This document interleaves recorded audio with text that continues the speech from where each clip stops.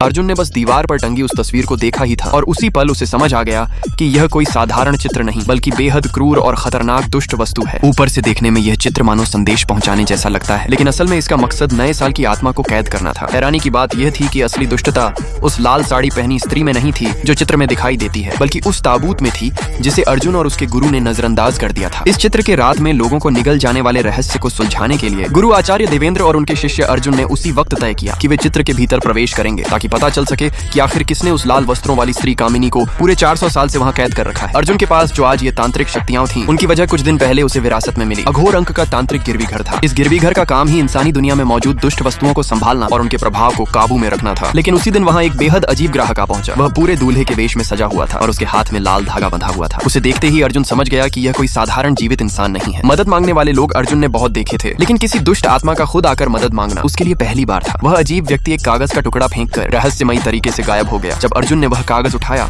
तो वह चौंक गया। उस पर शर्मा एंड सन्स नीलामी घर की गिरवी जानकारी लिखी हुई थी। अर्जुन उसी पते पर पहुंचा, लेकिन अंदर घुसते ही उसे दरवाजे पर बना एक शक्तिशाली तांत्रिक घेरा दिखा। एक नजर में ही उसने पहचान लिया कि यह घेरा उसके दादा पंडित हरिशंकर के हाथों का बनाया हुआ है। इसका मतलब था कि अंदर रखी चीज बेहद खतरनाक होगी। जैसे ही अर्जुन ने वह घेरा तोड़ा और अंदर जाने ही वाला था, दादा द्वारा छोड़ी गई रक्षा घंटी बज उठी और उसे चेतावनी दी कि अंदर मौजूद वस्तु अत्यंत निर्दयी और जानलेवा है। चेतावनी सुनने के बावजूद अर्जुन नहीं रुका, क्योंकि उसका काम ही बुराई को रोकना और लोगों को आपदा से बचाना था। लेकिन जब वहाँ के मालिक सेठ महेश लाल ने अर्जुन को इतना कम उम्र का देखा तो उसने दोनों को बाहर निकालने की कोशिश की। उसका कहना था कि पहले जो भी इसमें हाथ डाल चुके हैं या तो मर चुके हैं या फिर पूरी तरह पागल हो गए हैं। जब अर्जुन ने देखा कि सेठ महेश लाल उसकी काबिलियत पर भरोसा नहीं कर रहा, तो वह आगे बढ़ा और एक झटके में ताबूत पर लगी मुहर फाड़ दी। ताबूत के भीतर बंद रहस्यमयी रजत नील चित्र तुरंत सबके सामने आ गया। शिष्य रोहन की साधना कमजोर थी, इसलिए वह पल भर में ही उस चित्र के वश में आ गया। अर्जुन बिल्कुल भी नहीं घबराया और सिर्फ 2 तावीजों से रोहन को सामान्य कर दिया। लेकिन तभी